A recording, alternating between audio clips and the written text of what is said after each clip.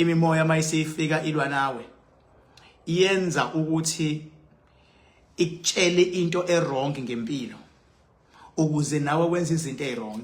Once waqala wenza izinto ezirong empilweni sewuzoshayeka ngenxa yokuthi sekuwena owenza izinto ezirong. Impilo ikushaya ngama actions enziwa wena. Impilo ayikushayi ngama actions enziwa womunye umuntu kuwena. Kodwa indlela wena ozoresponda ngayo towards to any situation ingakho impilo izokushaya. Ingakho kuthiwa indoda nendoda iphiliswa izinqumo zayo.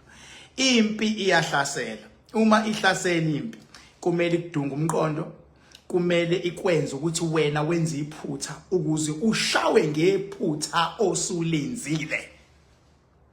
Awushawa ukuthi uhlaseliwe, ushawa ngephutha wena yourself osulenzile. Ngicela ukwenzela isibonelo.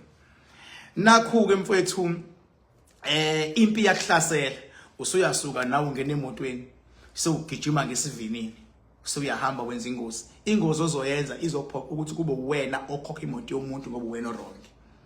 Nansi impi seyifikile yakuhlasela usuyasuka wena uye emsebenzini ufika uyalwa emsebenzini unolaka kunempi esingene kuwena esikwenza ukuthi ube nolaka so uyafika uyalwa emsebenzini mawule emsebenzini usuyaphela umsebenzi. Nansi impi siyakuhlasela nizithandani seniyaqala nithandani niyadonsisana anisalalelani. Why ngalalelani? Ingoba wena into ishoyo uma ifika kulomuntu othi uyamchazela ifika ingayenzi le sense oqonda ukuyikhuluma wena ngoba kunento in between eblocka isystem yokulalela into eyenza sense kwalo. Uthi uyachaza wake waxabana umuntu wakho mfethu uthi uyachaza uzuyibuza ukuthi uyagula yini ngoba uzama ukuchaza into eclear kodwa akafuna ukuzwa into eclear.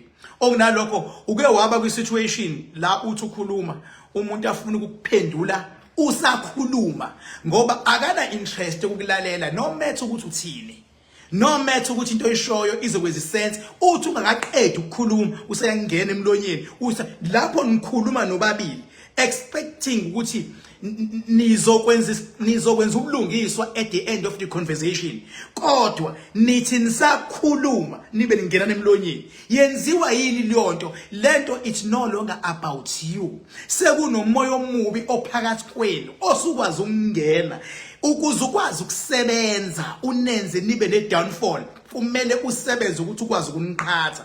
Wake wathandana nomuntu uthi ufuna ukumchazela ukuthi anjengoba ecabanga avela kublock.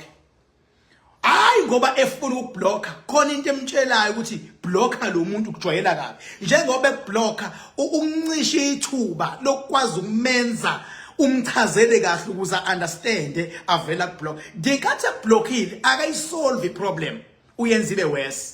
Uyaqala na uyadinwa la ukhona, uyaqala na uyalwa, uyaqala uyanyanya naye le khona uyaqala ukukhuluma kambi kubantu abamsurroundile kodwa uyena ukublockile.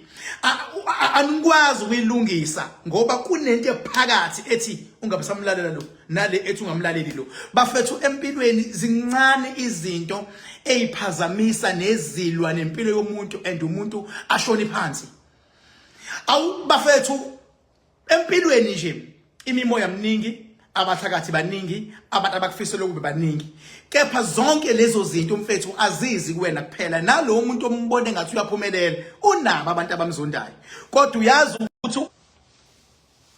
uyazi ukuthi yena uyithayima ngani? Unabo impela abantu abamzondayo. Kodwa uyazi uyithayima ngani yena?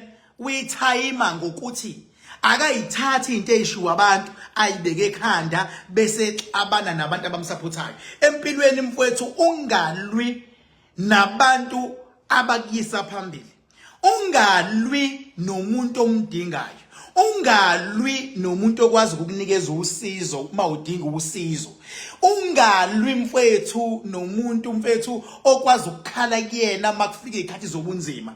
Lowo muntu umhloniphe mfowethu makukhona into eningayibonanga zehlise eqala. Ngenkathi uzehlisa ublocker lemimoya emibi ukuthi ingakwazi ukuba phakathi nendawo kwenu. Wale waba kwi relationship kodwa umuntu wakho alale ekhoneni lombhede ngapha nawe ekhoneni lombhede kube nespace esikhulu in between empty. Izwa ngami ke leso space engicathi siphakathi nendawo kwenu njwane na omunye le asikho empty kuleli silwane la phakathi kini esingafuni inhlobo ukuthi nenze ucansi.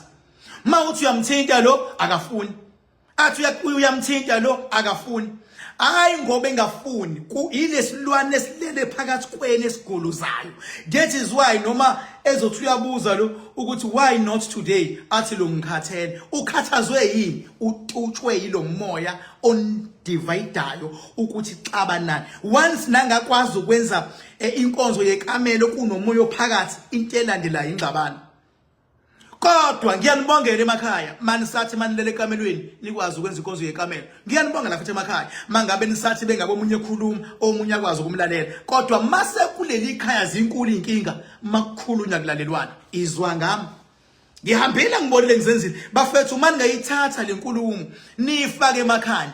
Ngifakela mfethu ukuthi wazi ngelinye ilanga ukuthi uthi mawukhuluma nesithandwa sakho ubone ukuthi asifuni ukukuzwa. Uthi mawublockwa isithandwa sakho azi ukuthi lento ayisahambi yodwa. Sekukhona indoda ephakathi kwenu elokuluhlukanisa. Sekukhona isilwane, sekukhona umoya omubi, sekukhona idlozi elibi, sekukhona idemoni, sekukhona uSathane osengihlukanisa bafethu.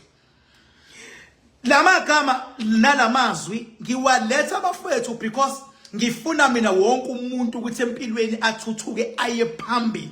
Ngifuna wonke umuntu ukuthi anqobe. Angifuni empilweni uphazanyiswe into engathi shu.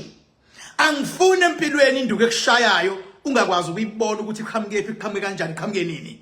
Futhi ukwazi ukubona ukuthi oh nansi induku engishayayo iqhamuke kanje bese uba nendlela ukuvimba. Ake ngibonga kakhulu kubantu ekade sinabo kwaze kwamnandi ngomhla ka4 July kwinsebenzi enkulu ekade sinayo. Bafethu indlela enijabule ngayo ngiyawabonga nama message lokhu ningisendela wona nithi siyabonga my king. Kuba njalo ukuvuselela umuntu mayefikile kwavuselelwa. Kube ngazi ukuthi uzale kwabusha, uzizwa elula, uzizwa ethabathe amandla amasha. Nalaba abangakwazanga ukufika khulekani bafowethu, lukhona uhlelo engizolenza elokuthi wena obubambekile kodwa ufisa ukwazi na uqhamuka. Ngizolimemezela maduzane ukuthi abangakwazanga ukufika kuzomela senze njani nabo. Inamba yami 079 813 0260. Thank you so much. Bye bye.